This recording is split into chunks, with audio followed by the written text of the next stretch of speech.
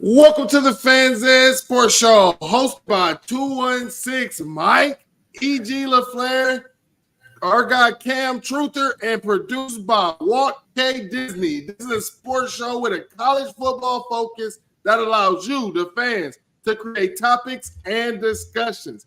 Hey, today we are talking about Week 0 recap and our Week 2 previews. Disney, get us into the show. Hey, but before we start, we want to make sure that you all like and subscribe. Go out there and follow Best Damn Media for all. Smash that like button. Yes, please make sure you do. And getting started, it's about to be a crazy show, so let's jump right into it. Right now, we're about to get into some interesting Notre Dame talk. We're welcoming Nathan to the show. Nathan is with Golden Homers. So Nathan, thank you for coming on to the show. Giving us a little bit of Notre Dame preview. Can you tell us, are they that team? What do you think? What are your thoughts? I don't know if I would use that phrase per se. First of all, thanks for having me on, guys. Absolutely, bro. It's always a good time, so I appreciate you. But yeah, I mean, obviously, I think the biggest thing is they have a quarterback this year. We talked about it's a little bit off there, and I think that's going to be the biggest thing. Is if they make a college football playoff for whatever reason this year, it's in large part going to be due to Sam Hartman. And if they don't, I don't think it will be because Sam Hartman plays poorly. It will be because some of the other things, throughout their program or whatever aren't there. So it's one of the first times that I can remember as a Notre Dame fan saying the quarterback's not going to be the issue. So I don't know if I'll go as far to say that they're that team. But, and they definitely have a tough schedule. Obviously, they play Ohio State, they play Clemson, they play USC. They have a couple other tough games on the schedule. So, they could go 10-2, 9-3, and be a pretty damn good football team in my eyes this year. So I want to ask you, Nathan, because we saw your running game, after y'all worked out the kinks last year of the Ohio State game, the Marshall game, y'all worked out those kinks, and I saw your run game take off. And I believe your running back has returned.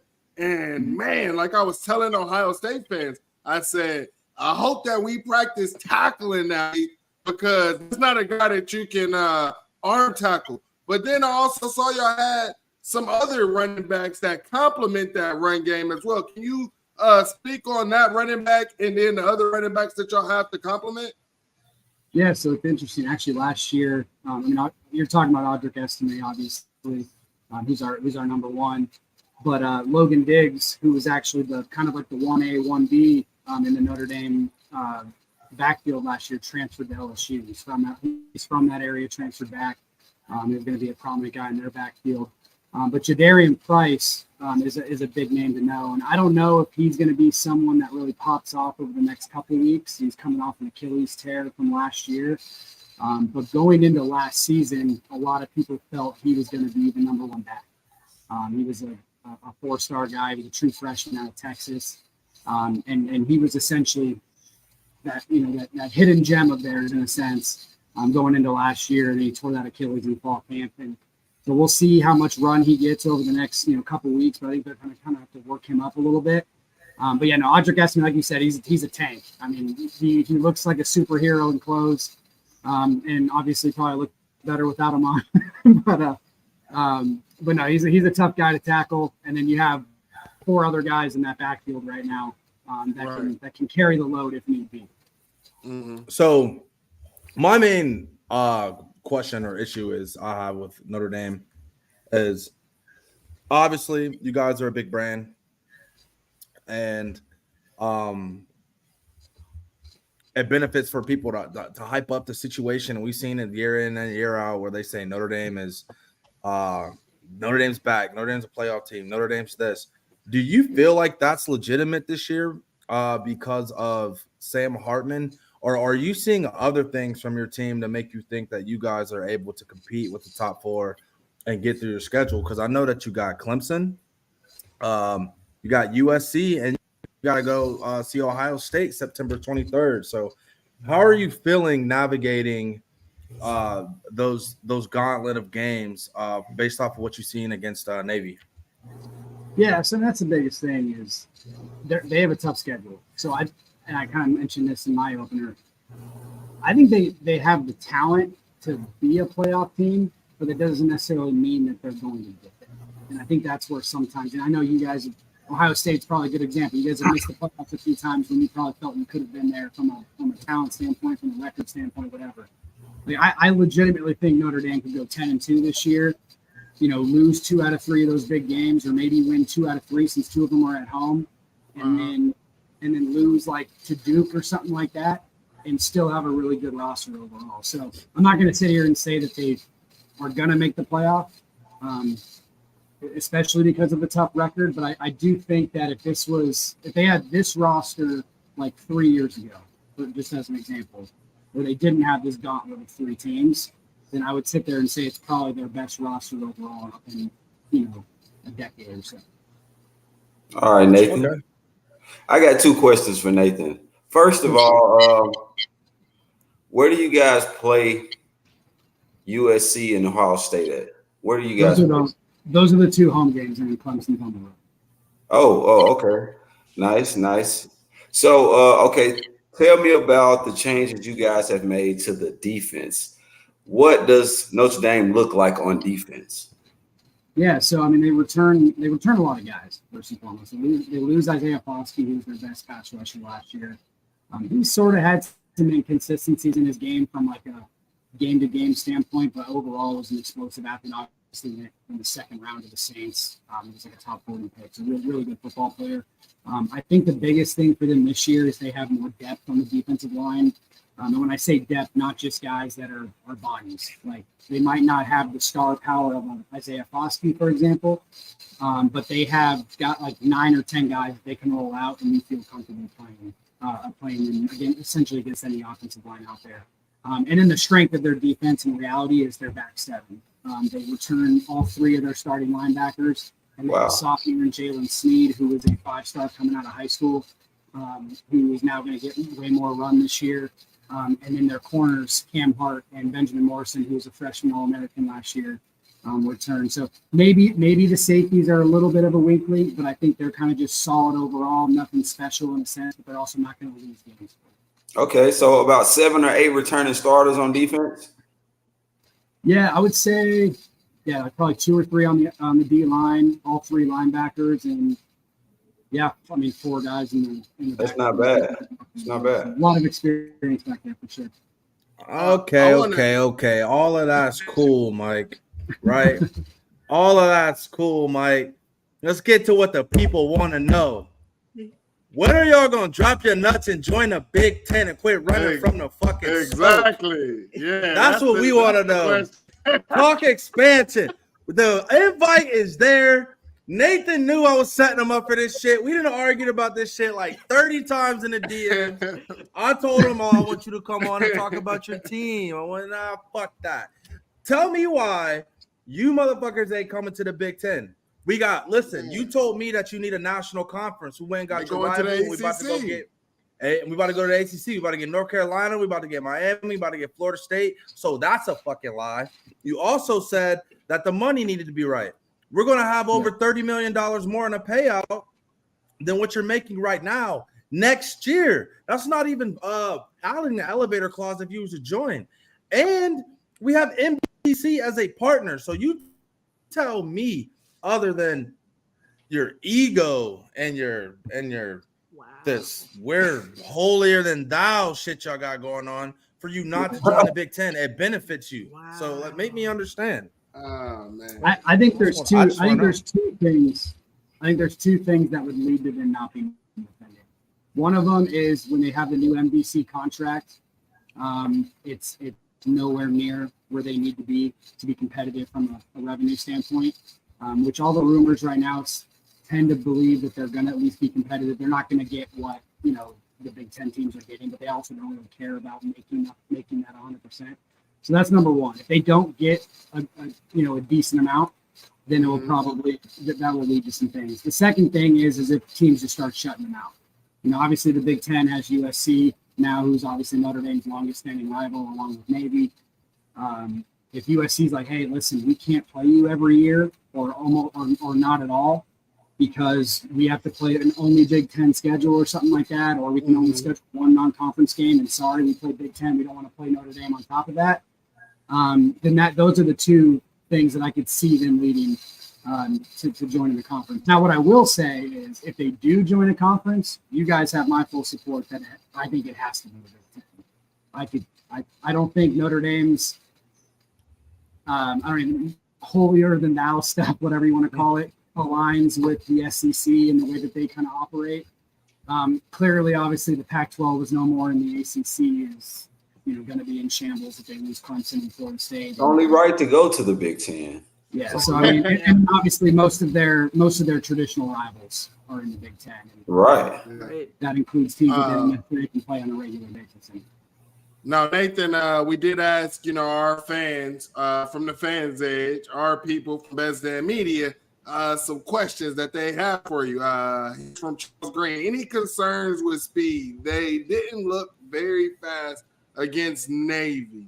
How do you feel about that? Do you feel like the team speed is there, or is that something that you guys are still building on?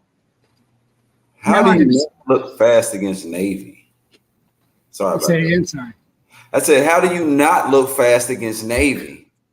So I'm not going to sit here and say that they're the fastest team in college football. I'm not. That would be spewing garbage, right? Mm-hmm. I think me, along with all the Notre Dame fans and Notre Dame media that I talk to or see on Twitter and stuff like that, I think we saw that game a little bit differently than maybe some other fans did. Mm-hmm. They don't have the fastest receivers. I'll give you that. They have a lot of guys that are tall, physical, can win 50-50 battles, but then they also have guys like Chris Tyree, Tobias Merriweather, guys like that can actually take the top off the defense. A couple other receivers like Braylon James, who's a true freshman. He's not probably going to see the field much this year. He's a crazy good athlete. He's just kind of raw in certain areas. Defensively, I don't see any issues with team speed. Now, obviously, when you're going to be on the same field with Ohio State, Alabama, Clemson, Georgia, whoever, if you're going to play those teams, either on your schedule or when you meet up with them in the college football playoff or a bowl game, some of those teams are going to be faster than Notre Dame, and I'm not sitting here denying. But overall, I don't see a quote unquote issue with team speed. I know a lot of that probably stems with, I think Jay Book was saying some stuff on Twitter after the game. And the one thing I think what he meant, and you guys can correct me if I'm wrong here, I think he meant the receiver play. I don't think he meant the running backs, because I think that the running back situation in Notre Dame is far from slow. Audric Estime is probably their slowest running back. And like you said, he'll bulldoze you over, and on tackles aren't going to get him, and he'll pick up 10 yards, not even running not running at full speed. But he's not even slow. I mean, I've seen plenty of times with him in the open field, him breaking away from plenty of teams that have, good athletes. And then guys like Jadarian Price, Devin Ford, Jeremiah Love, who's one of the fastest players in the entire country. They're not going to play as much as Estime, but they have plenty of speed to boot. So if we're just strictly talking receivers, they're not the fastest bunch, but they make up for it with some other attributes they bring. All right, Nathan, man, we appreciate you, man. Let the people know where they find you at. Yeah, so super easy. My Twitter is my name. It's Nathan_Erbach, which is, you can see it here. It's ERBACH. And then check us out at the Golden Homers. We're actually going through a rebrand right now, and haven't podcasted probably in the last couple months. So we're going to be doing a name change and hopefully bringing on a few Notre Dame beat writers more often and stuff like that to make it a little bit more legit. Just because the Golden Homers name is a little, for what we bring to the table, we thought it seemed a little bit unprofessional from the name standpoint. So we're gonna change that and do some different. Well, Nathan, no doubt, man. Just let us know, and always welcome. Yeah, we appreciate you coming. Yeah, we hope to hear you some more. You got some big games coming up, so we hope to hear from you around those times as well. Awesome, man. I'll be checking out the rest of the way, guys. All right. Check in. See you later. Hey, what a great. That wasn't too bad. Yeah, what a great segment. Appreciate Nathan for hopping on and speaking to us about Notre Dame. And while we're here, make sure y'all like and subscribe, follow Best Damn Media. Man, we ended up getting a super chat after Nathan hopped out, man. It says Wake Forest right after Clemson. Disney, is there any way to get Nathan back in the studio? Do we possibly Yeah. could we get him to get this Hold on. answer this real quick on the super chat? Let me add him back in. Oh, Nathan. Nathan. Good thing I didn't leave. Right. Our one of our folks, Des, he asked you, y'all have Wake Forest right after Clemson. Prediction? I'm not worried about Wake Forest. I know, right? Right. It could be a little emotional for Sam Hart. You know how it goes. That's a home game. That's a home game. It's senior day for Notre Dame. We have Sam Hartman. They don't. So I'm not too worried about Wake All Forest. right. All right. Solid. All right. We appreciate that. Yeah, appreciate it. All right. All right, bet. So let's get back into it. So we have another special guest for tonight. Let me go ahead and welcome her in. This is Utah insider Michelle from KSL Sports. Welcome, Michelle. Thank you so much for hanging out with us today. Hey. Oh yeah, thanks for the invite, guys. What's going on? What's Let's go. going on? Appreciate Michelle for coming on. You don't see this often. Not a Utah insider. You don't see that often. Well, the It's story's kind of becoming more crazy. common though. There's more of a demand. Yeah. Like I was playing in the AAF, and when I was playing football, and then I met her. She was doing the media side with all that, and that's how I met her. I and actually was not. I was the coach's assistant. I was doing something totally different. I called myself Team Mom. Like that's kind of what it was. Okay. Nice. Well, Hey. that shows you how in tune and paying attention I was during that time. But thank you, Michelle, for coming on and talking to us about this game that's coming up, because it's huge game that had huge implications, more so for you than Florida last year, because I'm knowing how that season went with them. I bet you guys were probably like, damn, I wish we would have showed up and played our best game that year, because you guys ended up winning the Pac-12, ended up beating a Heisman winner, and probably could have had a playoff roster last year. So floor is yours. Let us know what's going on the Utah side. Yeah, so Utah is returning most of the same team that's gone them the 2 back-to-back Pac-12 championships. Obviously, there's a few guys that have moved on to the NFL: Dalton Kincaid, Clark Phillips III, Devin Lloyd. You know, those guys are no longer on the team, but like a good chunk of the core is still there.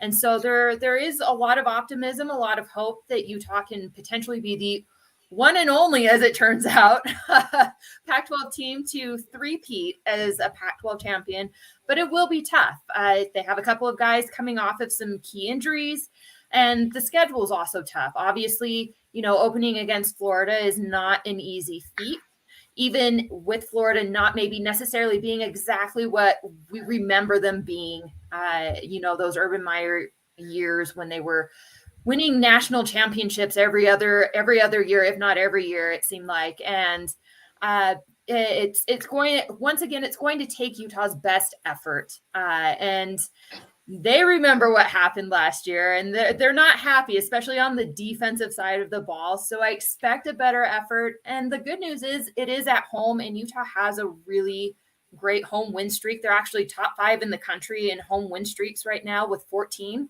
So, you know, they want to keep that going. Nice. So I guess the big update that everybody is wanting to hear, and I know I'm wanting to hear, because tight end is possibly out. And then, you know, the savior, the guy who has everybody's heart, Cam Rising.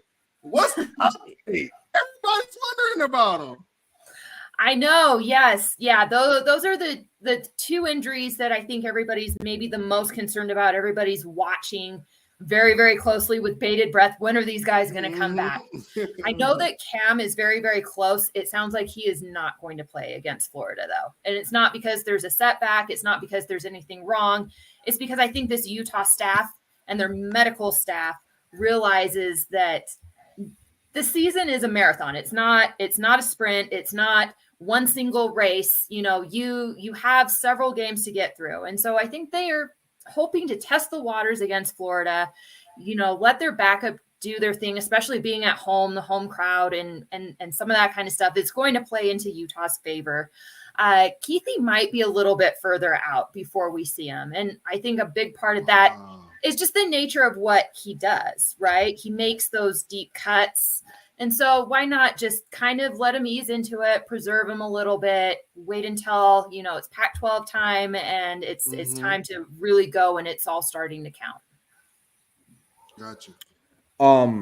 That's pretty much the consensus that we've heard.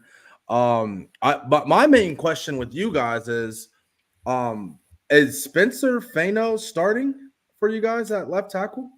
Yes, Spencer Fano is starting. So that's a true freshman, correct? That is a true freshman, yes. And with Bryson Barnes coming in as starting behind a guy that like puts a team on his back, do you think that kind of leads into a situation where you're leaning on Jaquindon Jackson and Micah Bernard a little bit more than you wanted to or that you're used to as a Utah team? Or do you think that you guys are prepared enough to take on that extra workload that's going to be spread around without Cam Rising? I think this roster is probably, at least on paper, is well prepared to take on, missing a guy like Cam Rising for a week or two than it ever has been. Utah's always had really great depth with their ones. Like their ones have really kind of proven year in and year out they can compete with anybody. It's once Utah started getting into the twos and then into the threes that it became a little bit questionable, especially in that Pac-12 era. And Kyle Whittingham and his staff have done a really, really good job of addressing that issue. And they're finally, I think, starting to get to where they need to be and where they feel comfortable with things like that. And the last 2 seasons, they've had to kind of skate by and rely on that a little bit. In 2021, when they went to the Rose Bowl against Ohio State, they pretty much went through every single defensive back they had, and they had Mekhi Bernard, who plays running back. Yeah, we get trolled for that a lot. Yeah, we cornerback. Can't live that shit down. We beat a running back. We know. It's fine. It's fine. It's it is what it is. But and then last year they kind of went through the tight end room a little bit. The tight ends were a little bit banged up. Dalton Kincaid was not able to kind of finish out that year. And then, of course, Cam Rising was also banged up for a good half of that year as well. So, they've had to rely on the depth, and it's gone better and better as time has gone on. So I think they're okay. I think they'll be fine. And to answer your question about the running backs, that's one thing that Utah loves doing. They love running it down your throat. And they have 4 guys, I think, that are very, very capable, with Jaquindon Jackson being the main guy. And Mekhi Bernard is kind of his number 2 guy. You have a guy last year that came out of Florida in Jalen Glover, who has improved significantly. He played a lot last year. I think he's going to play a lot again this year. And then you have Chris Curry that transferred from LSU that was starting to pick up some steam last year, but he got hurt early on, which kind of rolled into Jaquindon Jackson getting pulled over. He was the 3rd string quarterback for Utah last year.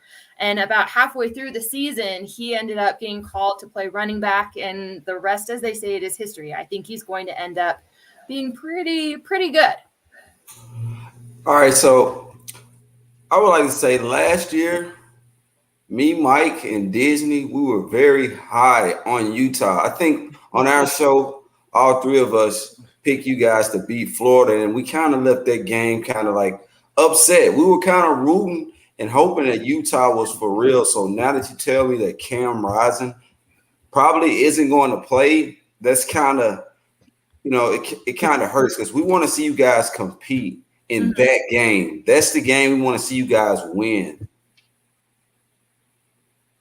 Yeah, I mean, it makes it harder, right? You always want your very, very best players out on the field, and it's sounding like Utah is going to be missing 1 or 2 of them, maybe even a few others. Who knows? But at the same time, Kyle Whittingham always says nobody's crying for us, nobody feels sorry for us, so it's next guy up, and that guy better perform. And it just.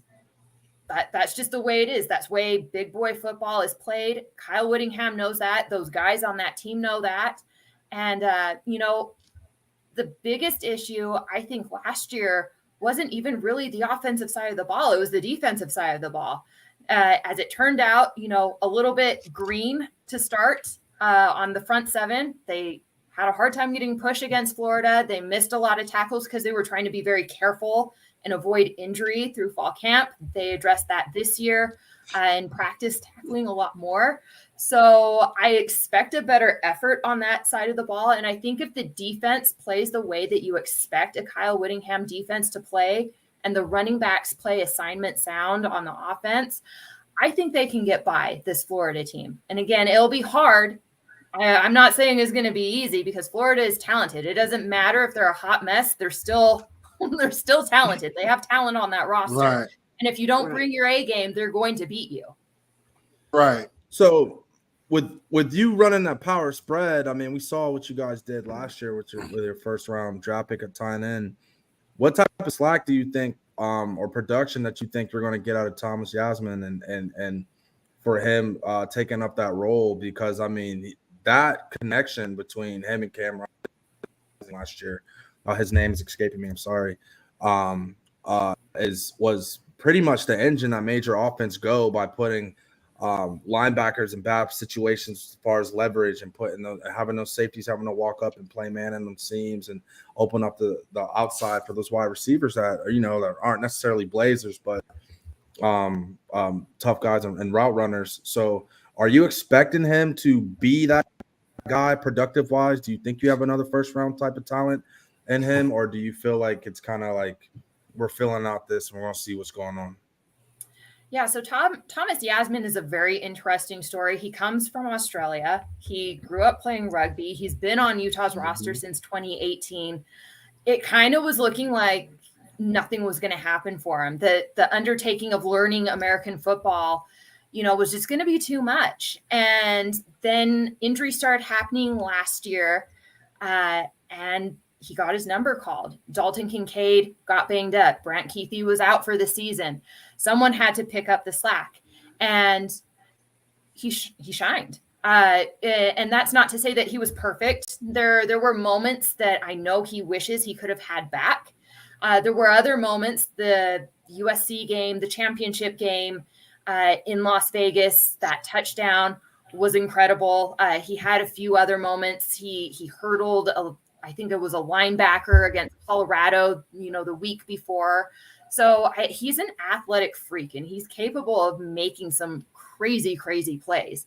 But it's a matter of getting the confidence level up with him. And I think a lot of that was accomplished with the playtime he got last year. Tight end coach Freddie Whittingham, Kyle Whittingham's brother, has said that he's seen his confidence level go up, and he's made the improvements they think he needs to make. And right now, what I've kind of heard is the NFL is looking at him as a second round pick if he has a great season. And we all know about Dalton Kincaid. Nobody really had him on their radar. And then he blew up because Keithy was no longer available to Utah. And so the door opened for him to showcase what he can do. And he skyrocketed to a first round talent. And I think Thomas Yasmine has the same potential, but he's going to have to just show that he can be that consistent athletic freak, play in and play out, rather than a great play here and then 2 drop passes there. Nice. Looking forward to it. I want to ask you, because you brought up a really good point, like about Cam's question, how is another tight end supposed to stack up? And we have this segment coming on later in the show, but I kind of think that since we have you here, we can kind of go into it now.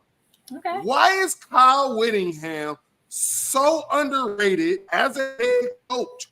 We talk about the development, his eye for talent, the guys that he's putting in the NFL. I feel like no one is paying attention to that, because if he was at a big-time program, I feel like these wins that he's getting at Utah, he'd be getting there, and he would also be putting way more people into the league and, just showing what he's able to do. I feel like he's not getting the respect that he deserves because he's at Utah. If you could just elaborate on that and talk about the players, the development, like his brother at the tight end position, just all of that. Yeah, so I mean, Kyle Whittingham is an unusual story in college football. He played at Utah's rival. I think you all are kind of familiar with this term, TDS, the team down south. I know that Urban Meyer also implemented that with Ohio State, referring to Michigan. I know it's a little different because it's the team up north. Whoa. Team up north was made from Woody Hayes. And then they stole that and said it to us. But go ahead. I get what you're trying to say. Okay. Like, yeah, okay. That came from Woody Hayes. Rest in peace to the legend himself. Pay attention here. Let's not give everybody all, that was Woody Hayes. I mean, I'm personally okay with that. It's fine. Like, Urban Meyer does not need all the credit. But so he actually spent some time playing in the USFL. Didn't ever really cut it in the NFL. He had a small stint in the NFL in 1987 when the NFL was on strike. Ironically enough, I wrote an article about this. Kyle Whittingham and Suge Knight, they were teammates on the 1987 Rams. Huh? Whoa. Wait, hold on. Yes. Dropping nuggets. It's facts. Go look it up. It's facts. You'll Not see both of their Suge Knight. names. Michelle, I'm gonna need you to go on and repost that article so that we can share that with everybody. Okay. Good night. Repeat that for the folks that did not hear that. Go ahead. Repeat that one more time. So Utah's head coach, Kyle Whittingham, had a small stint in the NFL in 1987 when the NFL was on strike and they recruited USFL players to fill the void. Well, he ended up being teammates with Suge Knight. That Suge Knight in 1987 on the LA Rams. Wow. Yeah. No, it's crazy. So that's how he learned how to build a team. I was gonna say I joked about it on a different radio show, but I was like, you know what? They both went on to bust kneecaps in different respects. It's they've both done their thing. So but so Kyle ended up coming to rival Utah, though, to start his coaching career. He came in 1994. His dad, Freddie Whittingham, fondly known as Mad Dog, was the defensive coordinator. He came on as the defensive line coach, and he's been at Utah ever since. He's been at Utah for 29 years total. Wow. He's going into his 19th season as the head coach of Utah. He took over after Urban Meyer moved on to Florida and then subsequently moved on to Ohio State. and the rest is kind of history. But Utah comes from a place of they've never really been exactly a football power. And then things changed under head coach. I just read the thing on the screen. Yeah, she knows. You're welcome. If me and Des ever go out to Salt Lake City, we're like, let us know. We know Suge Knight. We know. Him and Kyle Whittingham. We're not getting us. Got it. Shout out Michelle. She knows that Utah stuff. Oh my goodness. But my office hours are from 9 to 5. Big Kyle Red. That's a 5 Hartman reference.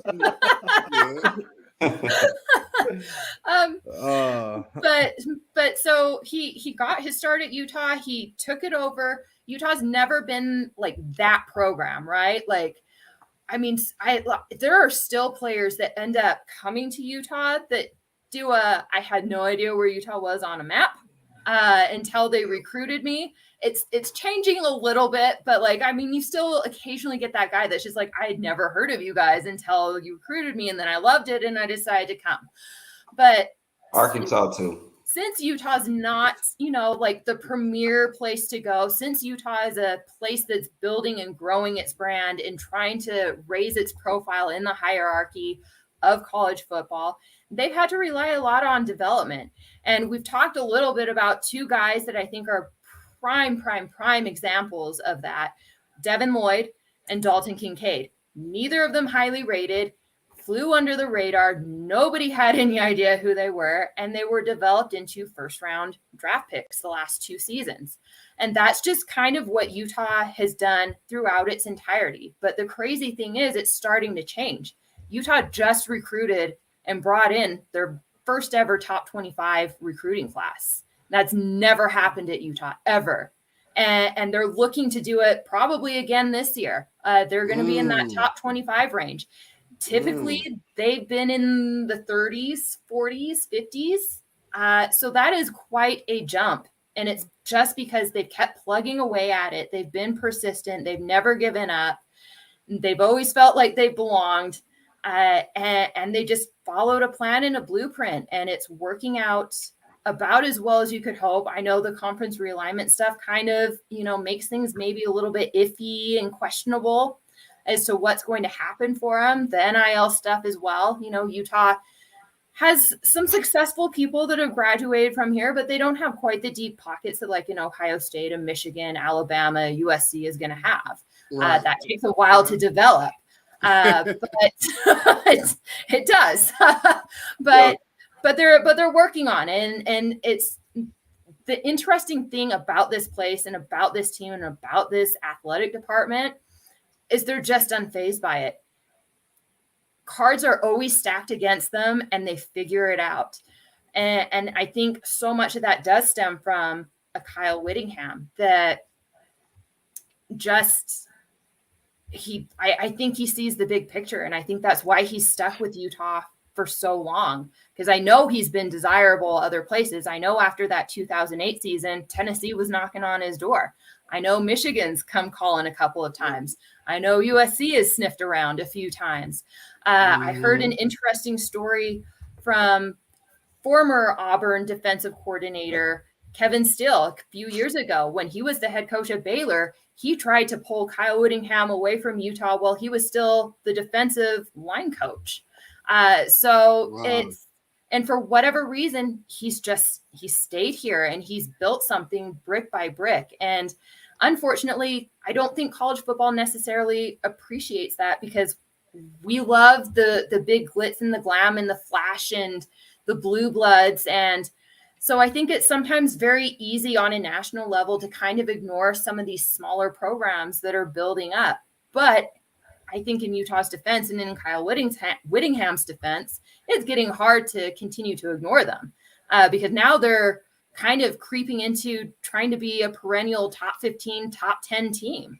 And they've kind of sat there the last 4, 5, 3 years. And this year is no different. So it's crazy, because I think you're right. I think if Kyle Whittingham was coaching at USC or Michigan or Alabama, I think everybody would be singing his praises. But Utah, he flies under the radar. Yeah. Well, Michelle, we appreciate you for all of your insight on this Utah game. Before we get out of here, would it be possible to get a prediction, or Utah-Florida game? So I said if Utah has Cam Rising available to them and they play, I think Utah can beat Florida 38-21. If it's I like that. One of the other quarterbacks, I think the game gets much closer, and I think it's more 28-21. But I think Utah can win this game. I like them at home. They're tough at home. And I think while Florida is very talented, I just think they have some issues, whereas Utah is just a pillar of consistency. Florida is almost exactly the opposite at the moment, and they'll get there. I have no doubt they'll get there, but in the here and now, I don't know that they're quite there. They were lucky that they won. I shouldn't say they were lucky. They played hard, but they squeaked out a close win in the swamp, and nobody wins at the swamp. So I like Utah in this game. All right. Well, thank you so much, Michelle, for hanging out with us. We really do appreciate it. Yeah. And before tell everybody where. Yeah, tell everybody where let the people know where they can find you. Yes. So you can check out anything I write at kslsports.com. Just click on the Utah Utes tab. Most of that stuff is mine. And then, of course, you can find me on, I guess we're calling it X now, Instagram and Threads. It's all the same calling card. It's at Bodkin KSL Sports. All right. Thank you, so Michelle. much. Appreciate you. Always good seeing you. Good to see you too. Yep. Hope to have you back on. Man, the chat is going crazy, yo. You guys are funny, boy. You guys are funny. So we got a couple previews. We got a little insider on what's going on with Notre Dame and the Sam Hartman height. Sound like he's not convinced. Don't tell that to the Twitter folks. That's talking about beating us by fucking 20. We got insider from Michelle talking about Utah. Now we're gonna try to dig in a little bit more on the Florida side about what we think and what we expecting of them. And starting off with Graham Mertz, our very own here in the Big Ten, who we seen be stinky for 3 years, and now he's headed to the SEC. So, chat, we want to know: do y'all think that it's possible for him to do the big to SEC success that we've seen happen a lot, where a player supposedly leaves an inferior conference and goes to the best one and becomes a dominant force? Do you think we see that again? What do you think, Mike? What's your thoughts on that? What's my thoughts on this? You know, I was listening to some Florida fans last night in the Twitter space, and they were talking about Graham Mertz, and they were saying that, oh, Graham Mertz, maybe he was throwing those interceptions because of his wide receivers. Well, when I'm seeing Graham Mertz, when I'm seeing, and they were saying, well, he's going to have better wide receivers here at Florida. The receivers weren't the issue. I watched him throw an interception while his guy was wide open. He had an Ohio State player beat by 5 yards. And he still threw it to the Ohio State player. That has nothing to do with the wide receivers. I mean, what we saw from Graham Mertz when he came on the scene, he was hot. Wisconsin, you can say what you want. They don't got the wide receivers. They don't have any of this. They were a 10-win team before he became a quarterback. Flat out. And their offense completely fell off. Now, there are reports saying that, oh, they didn't do right by Graham Mertz and all of this stuff. We're going to see. We're going to see while he's at Florida. I'm not buying the hype. Graham Mertz is going to have to show me. Yeah, I mean, I'm not sold on the guy. Florida has this situation where before Anthony Richardson, who I don't even think is that good, before him, it's always quarterback after quarterback after quarterback. If you play in the SEC, does Florida have a quarterback? They get the athletes every single year on both sides of the ball. Do they have a quarterback? And they go through these spells where, no, they don't have a quarterback. They don't have a quarterback. They don't have a quarterback. So I don't know if I'm sold on this guy. I think he passed for 2,000 yards or something like that in the Big Ten or something. Go Flash's career stats in the Big Ten real quick. There we go. We got folks that throwed out in a season and some change. Yeah. You know what I'm saying? 59%.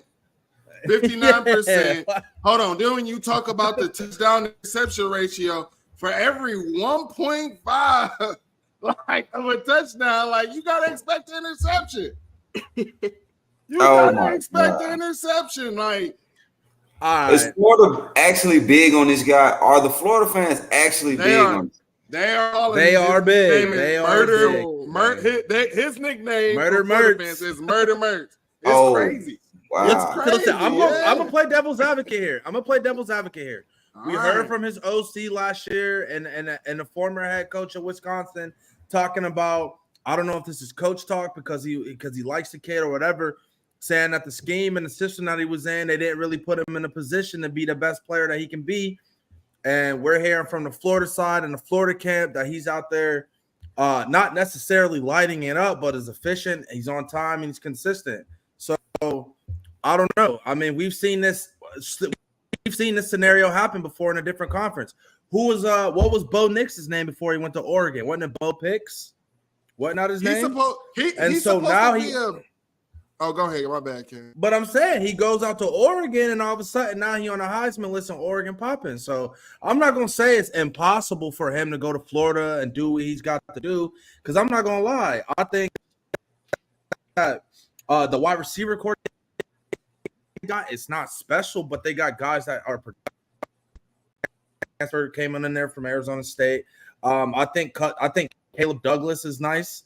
I like later on my player to watch, a young guy that's going to get in there, and I think that Khalil Jackson is going to be somebody that's productive if they have a quarterback that's consistent, that's going to get the ball to him. Because we watched the UK game, we all watched that game last year, and Florida had guys that was getting open. They had guys getting open against Georgia. They had guys that was getting open. They just didn't have a quarterback that's consistent and on time with the rhythm and on the timing routes what we saw with AR. So I don't know, man. I'm not as down as everybody else on Florida because I think that they have an offense that we haven't really seen click because of consistent quarterback play, even though they had a top draft pick last year. So I don't know. I'm not on no Mertz, man. I think Mertz can get it Here's done why I'm not buying what that coach is selling, talking about. Because if Graham Mertz was supposed to be better than Jack Cohn, why was Jack Cohn able to run that offense?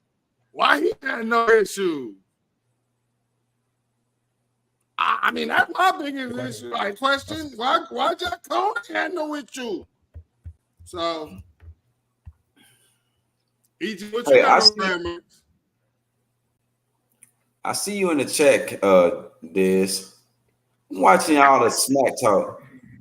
Look, You we talking weren't even to a talking about Arkansas. 10-win team, man.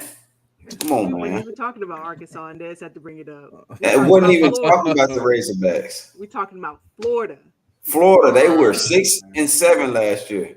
Well, I think Cam got someone from Florida he actually wants to point out. So let's go ahead and get into that, Cam. I've been told the player to watch this game is Eugene Wilson, freshman kid that they got last year in the 2023 class. I just want everybody to put eyeballs on him via Florida camp. They told me in the chats, they told me in the spaces that this kid's been eating it up and pushing time to become the number one guy. I think he's in the slot behind Ricky Pearsall, if I'm not mistaken. So you'll see him in rotation on Saturday.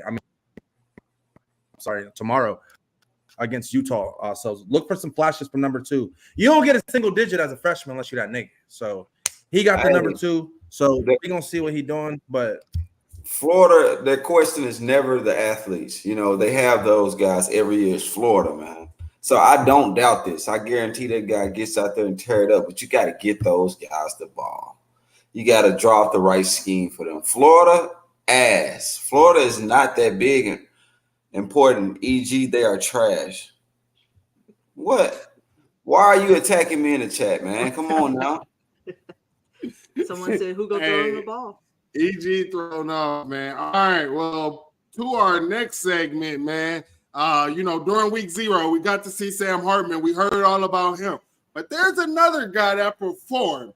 Our returning Heisman quarterback, man, our Heisman winner.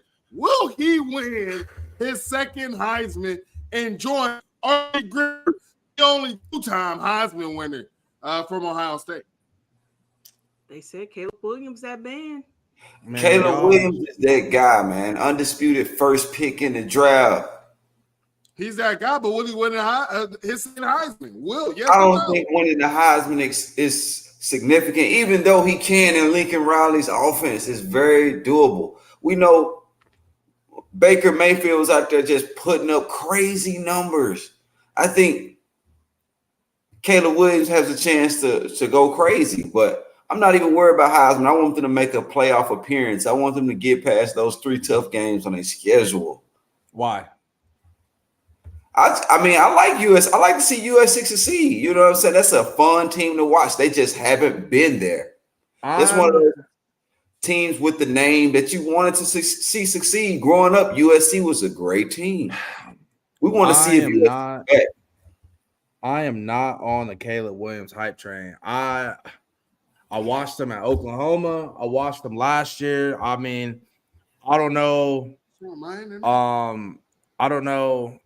I announced earlier that my internet feed has been having technical difficulties today, so my apologies, Drizzy does. But I'll send you my Cash App if you want to send me more high speed. Hey, I see a USC fan in the chat saying playoffs. But I watched them play last year, and there was just times where I just felt like I was just watching a kid just either he's in rhythm and he's going crazy, or he's just out there doing backyard boogie. And it's just like I don't like his game that much. I mean, What? But I see the talent though. Like I see the arm strength, I see the talent, I see him being able to create, but I don't know, bro. I don't know if it's I don't know. I think personal feelings. I don't know. I don't. It just doesn't. It don't gravitate to me like it does to y'all. Like y'all, like people talk about Caleb Williams like he's doing something, or he's just this player we've never seen before. He just looks like a bigger light skinned Kyler Murray for real. Like, hey, listen. I will say this to you, like Cam, a because slower I know Kyler Murray for real. Like this is gonna mean a lot to you. I think Kyler might have been better for real, being honest. Caleb Williams have a higher ceiling than CJ Stroud because of his legs. That's new football. I think he has decent enough legs. EJ, we doing this, bro.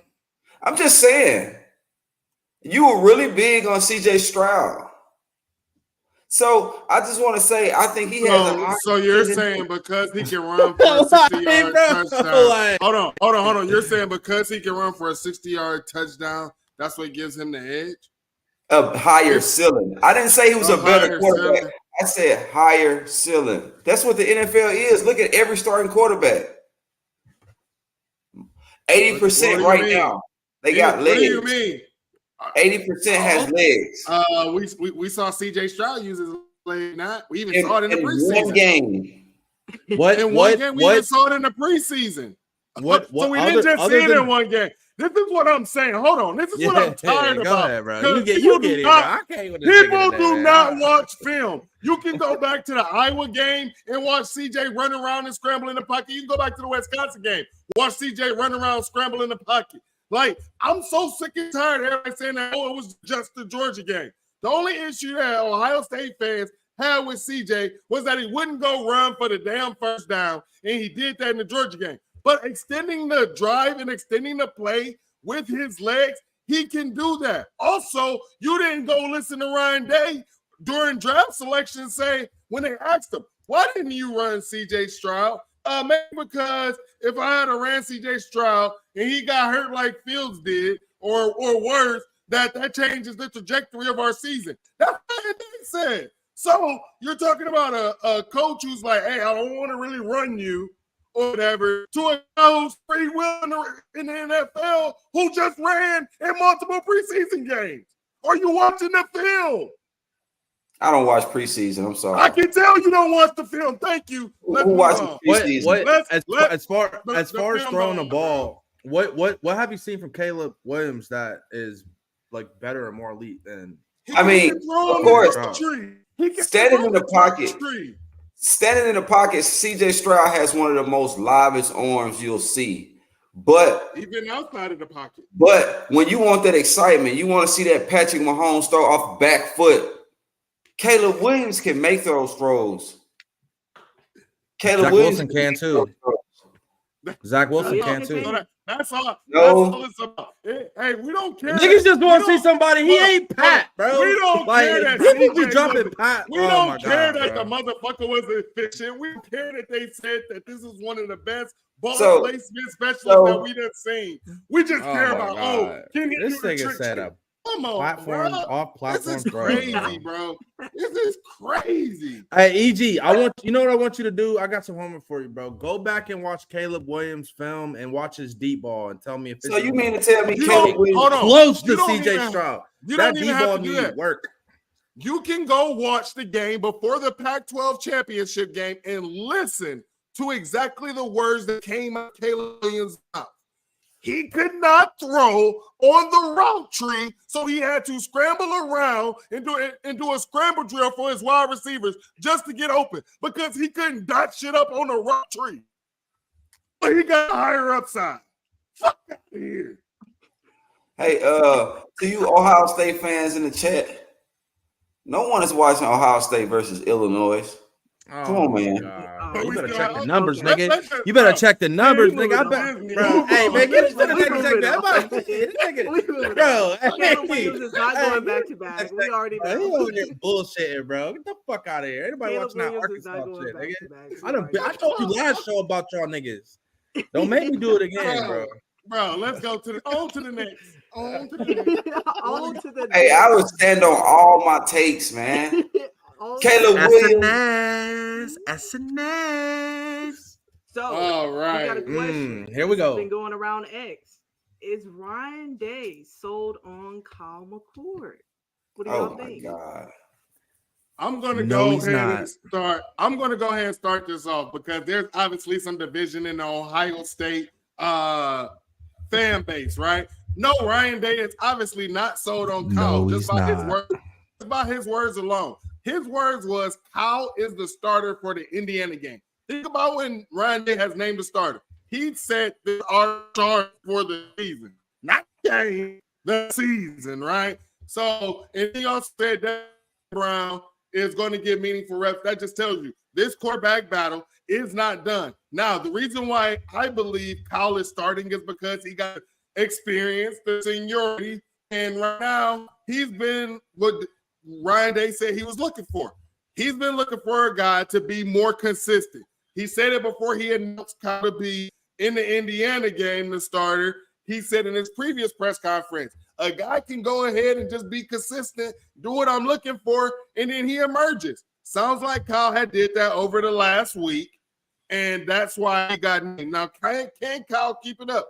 Because we heard Brian Hartline, the offensive coordinator, doesn't want a roller coaster type quarterback. So let's see if Kyle McCord can be consistent or if Devin Brown comes out, lights it up, and shows us why he should be the starter. Go ahead, Cam. I thought it was Devin Brown season. I heard that last Man, show. don't speak on my quarterbacks, nigga. You heard me. You just with out of Kyle pocket McCord, today, so bro. I'm not trying out to of hear that. pocket. I'm on record. But anywho, All your I know quarterbacks Easy look gonna the say some same. dumb shit. I already know it, bro. Listen. All your QBs Listen. look the same in Ohio State, man. Oh my god, bro. CJ Stroud and Justin Fields look the same. Bro, what's up, bro? Hey, this your man's? Is this your man's, bro? Is this your man's, bro? Like, come get it. Hey, anyways, listen. My thing is this. This is what I'm looking for. I've obviously, if you know me and you're around me and you've been in my circle, you know my feelings about the situation is personally around as far as Devin Brown and Kyle McCord. So I'm not gonna go that route. I'm gonna just go take some notes from my cousin and just take it for what it is and go forward, right? So that's what he told me on the phone today. So that's what I'm gonna do. I'm gonna just take it for what it is. So Kyle McCord starting, right? Ryan Day told us that he's more consistent the last 2 weeks. He told us that he's seen what he needed to see from him. So he's giving him a nod. Now, do I feel like he's confident in that decision? No. But if I'm Ryan Day, the best case scenario is this. I'm going to take all the pressure off of myself, and I'm going to just have both the niggas go out there and play in meaningful minutes. And whatever the rumors is, whether it's Zach Smith, whether it's Austin Ward, whether it's Dave Biddle, whoever got the scoop, we going to see who fucking right, because one of the motherfuckers is going to do what we've been hearing and one of them ain't. So when we go out there on Saturday and we see one not do what we ain't been hearing, then we'll be all right. We'll go from there. And you know what? And I'm satisfied with that because that means I get to see for myself selfishly that the best player is playing. That's always been my angle with this. I think Kyle McCord's a good quarterback. I think he can succeed. I think he's going to be an NFL quarterback. I think he's fucking great. I think Devin Brown, in my opinion, is better and has a skill set that I think could take our offense to the next level because we saw glimpses of it against Georgia with CJ Stroud. But we're going to wait. We got Saturday, right? We're going to watch both the niggas play. Ryan Day said he's going to give him equal snaps. Now, I'm interested to see. We still got running backs. They got to eat. So I'm expecting Travions, the Mayons, and the Chips to go stupid. So how many opportunities are we going to see on the script for them to throw the ball before it's 40-0? So that's the only concern that I have. But I'm excited, Mike. I guess I got to ride with Ryan Day because we 3-0 with him as a head coach as an OC at Ohio State for niggas getting drafted that he's recruited. So It is what it is, bro. We riding. All right, let's go to EG now. Okay. You guys think with a situation like this, you guys are going to beat Michigan, who is returning the most starters in you guys' conference. Going into the season with a situation like this, and CJ Stroud couldn't beat them. Question for you two guys. That's it. That wasn't our issue last year, so I don't understand. Like, I'm that wasn't our just issue last year. I mean, I'm answering your question. I don't Bro, EG, even next that because that is not the short issue. bus outside for you to pick you up yet, bro? Are they waiting? I'm bro? asking the questions. I need some logical answers. Is the tiny white bus that pick up the disabled folks outside for you, bro? I'm asking the questions. I need logical answers. Ask me. I'm listening. I just asked. Do you think y'all are going to beat Michigan with this situation you just described to us? Absolutely. Absolutely, I do, because we lost to Michigan because niggas don't know how to fucking press man when we're running zero blitzes. That's why we lost to Michigan. Motherfuckers can't tackle. You see that list that came out today? All them niggas ain't make a roster. Yeah, all them niggas playing multiple years on my defense, on God's defense, on the Buckeyes defense. That shit is dead, bro. We got, bro, we got Sonny coming in, bro. We got a 2D with Mike Hall Jr., Tyleek Williams. We got fucking Kenyatta Jackson coming behind 2 first-round draft picks, possibly. We got Denzel Burke coming in shape. Jordan Hancock, Iggy. Bro, we got different type of creatures that's on the fucking team. Not to mention the Jermaine Matthews. Not to mention the Malik Hartfords. Not to mention we have elite athleticism on defense. And nobody wants to talk about that's what the fuck we've been missing because you forgot. You know who Bryce Shaw is, EG? I couldn't hear you. You cut out. Do you know who Bryson Shaw is? No? Nah, he don't know who Bryson Shaw is. He don't know. He just admitted it. If you don't know who Bryson Shaw is, then you can't talk to me about Ohio State and Michigan, bro. That's what we was fucking working with. Here's the thing. Hold on. Here's the thing, bro. Here's the thing. That team up north, they have majority of the time we have faced have had the most experienced roster over us.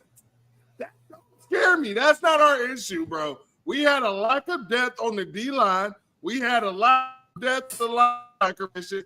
We had a lack of depth, definitely at the DB position. Can y'all stop the run? Hold on. That's cool. Can y'all stop the run? Hold on. It's crazy that I was about to get into that, but you went and cut me off, though, because you said answer your question, but you can't answer your question when you're talking. Anyways, I'll get back to it. Now, for 3 quarters, they were only averaging maybe 2 yards carry. That wasn't the issue. Where was they getting off at? Them DBs that was playing man coverage was getting sexed up. We actually had an NFL first rounder in Garyon Conley come on this channel and break the shit down. So when I say let's the field, what are you talking about the run? Those 2 runs, take those 2 big ass runs out and then go tell me the average. Because that only issue was a gap scheme. Mind you, the safety, Ronnie Hickman, was supposed to come down and lay the wood on somebody, but he was going in there tackling, trying to do a little arm tackle and whip. Come on, man. Let's watch the film. Let's watch the film. I hear you guys, man. Thank you for the lesson. You guys are teaching me. Thank you for that. He said, all I hear is crying. They gonna look. I'm just gonna warn you. This upcoming week on X, they gonna flame you up, bro. Hey, get ready for do it. y'all thing, man. I let y'all do y'all thing. Hey, and while y'all here, make sure you are hitting that like and subscribe button for us, please, please, please. We really do appreciate it. Go ahead and tap in. So, for the closing out segment, I want to talk about some of the best coaches in college football. Who do y'all have? Well, I'm pretty sure I know who y'all have on the top of y'all list, but why are they the best coach in college football? I think we should form this or whatever. I say let's go ahead and rank those guys on the screen. Put them back up on the screen. Okay. Yeah. I say let's rank these guys on the screen, and let's start it off with, if you're building your college football team, rank it who you start off with. Let's go ahead with EG because EG keep Yeah, lying. EG. I want to hear him go first. Please, no, Of start off course. with him. All right, You know, bro.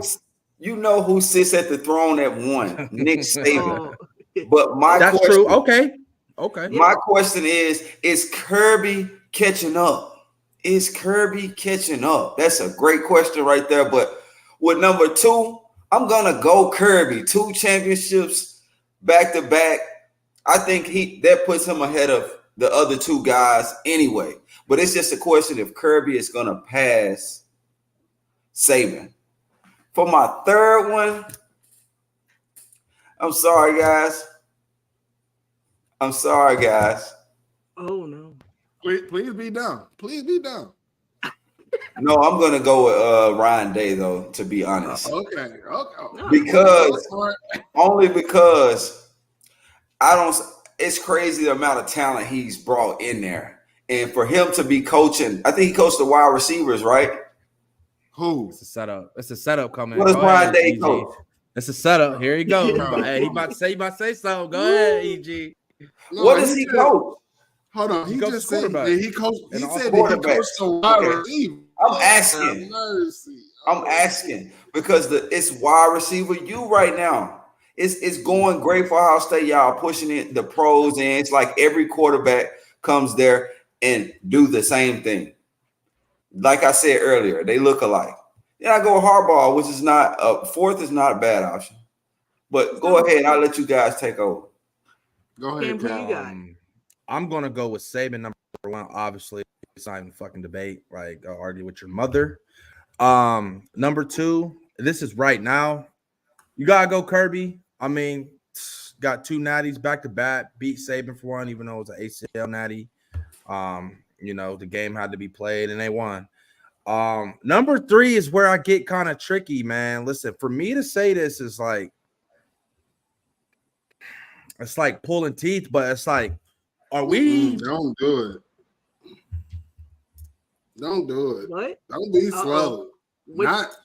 Are we don't- disrespecting God's NIL right now? Because I mean, I hate this nigga with a passion, bro. But like, we ain't gonna act like Dabo wasn't doing a thing with less talent. Like he ain't got 2 of them things. So it's like I hate Clemson with a passion, bro. But Dabo, bro, like he gotta be number 3 until he completely fall off because he got it. They won 3 games. I trolled Clemson all day, but they went 3 back-to-back seasons, 3 losses. That defense is right back where it needs to be. He went right back out and got Garrett Riley, and he got a 5-star quarterback, and he just got a class coming in with another top 10 class coming in to rebuild that offense. So, I mean, this is the same nigga that won 2 national championships against the number 1. So, I gotta put him 3 and then Ryan Day 4. Okay. I don't know why he's on my fucking computer. I don't know why he's up there. So I kind of battle with this because, like, I think Nick Saban should be 1, but I kind of battle with Nick Saban and Kirby just because, like, with Kirby, he was under Nick Saban for 10 years. He been with Nick Saban just about the whole ride, and just everything that he was able to learn, and then look what he was able to do. He was able to take that experience in 5 years, and look what he has built at Georgia. So, I mean, I say Nick Saban just won because of the consistency that he was able to sustain with that. Kirby at 2. I mean, damn, Cam brought Dabo in, but I can't go with Dabo. I'm putting my guy Ryan Day at number 3. Ryan is doing going into his 5th year as a coach. Everybody wants to blame him. Oh, you had this type of first-round wide receiver, this type of first-round quarterback. But if anybody wasn't just a casual in new football, you know that you have to have the Jennies and Joes on the defensive side of the ball. Something that Ryan Day, I watched this guy rebuild Ohio State's offense. Everybody trying to tell me that he didn't. He's been trying to rebuild the defense that had fell off since he took over. I mean, what he has doing, being able to keep Ohio State at the top after rebuilding an offense and building defense, I think is amazing. Give him the 3rd spot, and then I'll go with Dabo at 4. I can't do Jim Harbaugh because if Jim Harbaugh goes out, loses a bowl game, he will be down as the worst head coach in bowl game history. So I can't go with Harbaugh, man. Sorry about that. Oh, He was. Yeah, I don't know. I don't know why Dabo. I don't know why Jim on there. Like Jim. Yeah. Hey, someone said Dabo has been bad ever since he lost his coordinators. Honestly, but here's the thing. I think that people are sleeping on Clemson this year. They got TCU's offensive coordinator. He did do some dumb crap. He made like a rookie head coach mistake, and he wasn't even a rookie head coach. I thought it was dumb what he did, but he did not let it fester, right? He went ahead, made the change. So I got to give him credit for that. Even Urban Meyer let shit fester. So I just think both when either guy succeed, with every coach succeed. I saw Clemson; they were in the top recruiting back when they were succeeding too. So I don't think they had lists of talent. I think they recruited better back then. So when you say that about their recruiting, what did you consider good? Because your evaluations might be different. They had top 10 and top 5 classes back when they were winning championships. But I want to highlight. You understand? Hold on, Cam. You understand those guys that they had won those championships with, or whatever. Those classes when they started winning those championships did not start off being ranked top 5. And I don't even think they were ranked top 10. Yeah, they were top recruiting during the years they were winning championships. Ooh, Clemson? I'm trying to tell you they weren't. Those guys who they won national I don't think they weren't in the top. That's why I put him up there. That's why I put him up there. He developed that shit. But hey, listen, this is the main thing I like about Dabo. This is something underrated that Dabo did. So Kelly Bryant that year in 17 won 14 games for Clemson. And they recruited a guy that was a freshman behind him named Trevor Lawrence that was tearing it up in camp.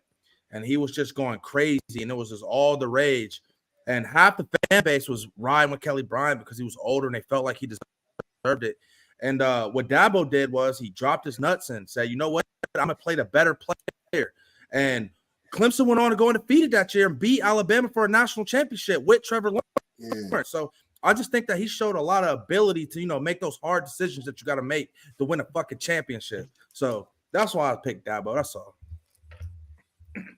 Hold on. I'm pulling these up real quick for EG. If y'all want to find this.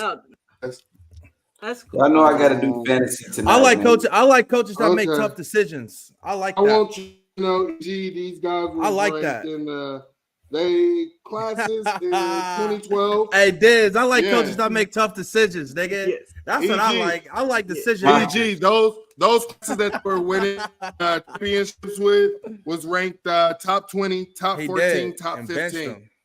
So they weren't top 5 classes, bro. That's what I was trying to just let you know. They weren't top 5 classes, bro.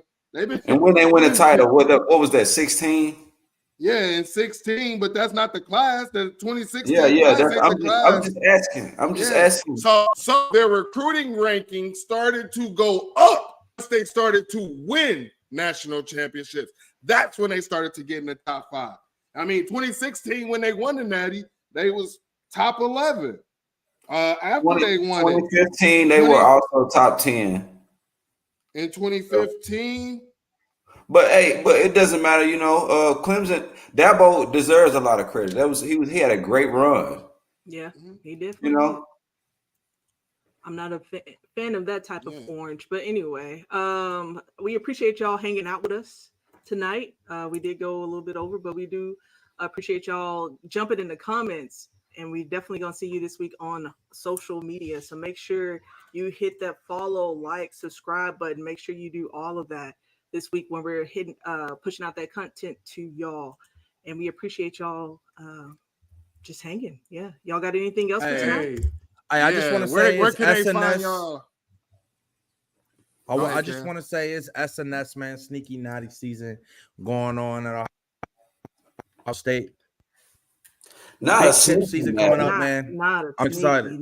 Sneaky Natty. All right, Cam, tell the people where to find you. You can find me. I know things 19 on Twitter. Best Damn Space. And you can find me in the Discord, the Best Damn Space Discord as well. You should follow that. It's in the description. Link in the bio. Y'all, EG, where can they find you at? Hey, I'm EG Laflare on all platforms. Come to me with your differences, your likes, whatever. Let's talk about it. EG Laflare on all platforms. Yeah, y'all go from the chat to the timeline. Y'all go fire EG up, man. Go This, ahead. where can they find you or do this? Yes, make sure you hit me up on all social media platforms at Walt K Disney. Hey, come at me with the questions, and we even get you into the show. If you wanna join the show, just let us know. All right. You can find me on Twitter, Instagram at 216_wildboy. Make sure you're liking the video. Make sure when we see y'all hitting them super chats up. Make sure we got every morning Buckeye Roast at what's that? 8:00 in the morning. Every Eastern morning. time. Yeah. Fans Edge, our national show. Every Wednesday at 7:30 Eastern time. And every Sunday, you got BS every morning at 10 a.m. And we also got way more content coming for you guys. Be sure to check us out. And we are state of the program. State of the program. Tomorrow. It is tomorrow. Yes, tomorrow at 7. Yes. Go ahead, check that out. Yep. Y'all gonna see Chris Drew off the Scooby snacks and the Tito's. They said bring your shot. Y'all pull up on Chris. Yeah, and Q gonna be drinking Moscato and fucking wine coolers. So y'all catch that tomorrow, man. All right, we out. All right, y'all take it easy.